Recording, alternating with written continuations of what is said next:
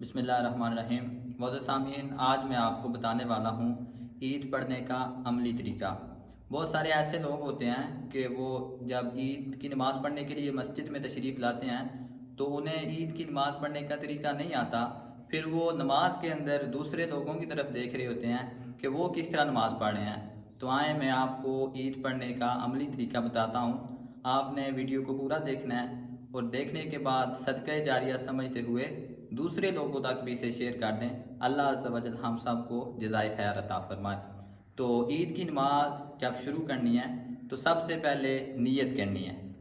अगर छोटी ईद हो उसका तरीका भी यही है, बड़ी ईद हो तो उसका तरीका भी यही है। बस नीयत के अंदर अगर छोटी ईद है तो आपने कहना है ईद उल फितर, और अगर बड़ी ईद है तो आपने कहना है ईद उल अदहा।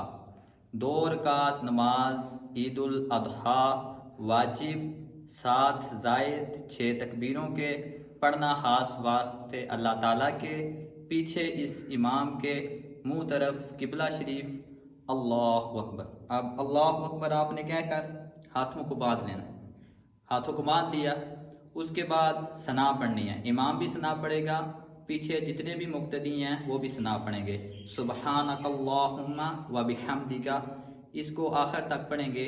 जब सना हमारी मुकम्मल हो जाएगी उसके बाद 3 तकबीरें हमने कहनी है। वो कैसे कहनी है?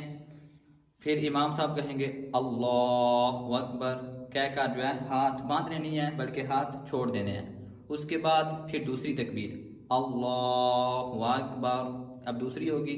उसके बाद तीसरी तकबीर अल्लाहु अकबर, कहकर जो है हाथ बांध देने हैं। उसके बाद इमाम साहब जो है वो किरात करेंगे अल्हम्दुलिल्लाहि रब्बिल आलमीन से शुरू करेंगे, और किरात करने के बाद सूरत फातिहा के बाद 7 सूरत मिलाएंगे। तो इमाम सिर्फ किरात करेगा, जो पीछे मुक्तदी हैं वो सुनेंगे खामोशी के साथ। तो जब किरात ख़त्म होगी उसके बाद इमाम साहब रुकू में तशरीफ़ ले जाएंगे। उसके बाद 2 सजदे करने हैं। तो इस तरह हमारी एक रकत जो है वो मुकम्मल हो गई। अब दूसरी रकत में जब खड़े होना है तो दूसरी रकत में खड़े होकर सबसे पहले जो है वो सूरत फातिहा इमाम साहब पढ़ेंगे, आप मुक्तदी जो है वो पीछे खामोश रहकर सुनेंगे। उसके बाद सूरत मिलाएंगे। सूरत मिलाने के बाद अब जो है वो 3 तकबीरें फिर कहनी है। वो कैसे कहनी है? अल्लाहु अकबर एक तकबीर होगी, अल्लाहु अकबर दूसरी तकबीर होगी, अल्लाहु अकबर तीसरी तकबीर। अब चौथी तकबीर जो है वो हम रुकू के लिए करेंगे अल्लाहु अकबर। हाथों को जो है आपने बांधना नहीं है। तीसरी जो आखिर दूसरी रकत है उसमें 3 तकबीरें कहकर चौथी तकबीर कहते हुए आपने रुकू में चले जाना है। उसके बाद फिर रुकू के बाद 2 सजदे, और उसके बाद नमाज जब मुकम्मल हो जाए उसके बाद खुतबा होगा जो कि आप लोगों ने खामोशी के साथ सुनना है। उसके बाद दुआ होगी, और फिर इसके बाद माशाल्लाह हमारी जो ईद की नमाज है वो मुकम्मल हो जाएगी।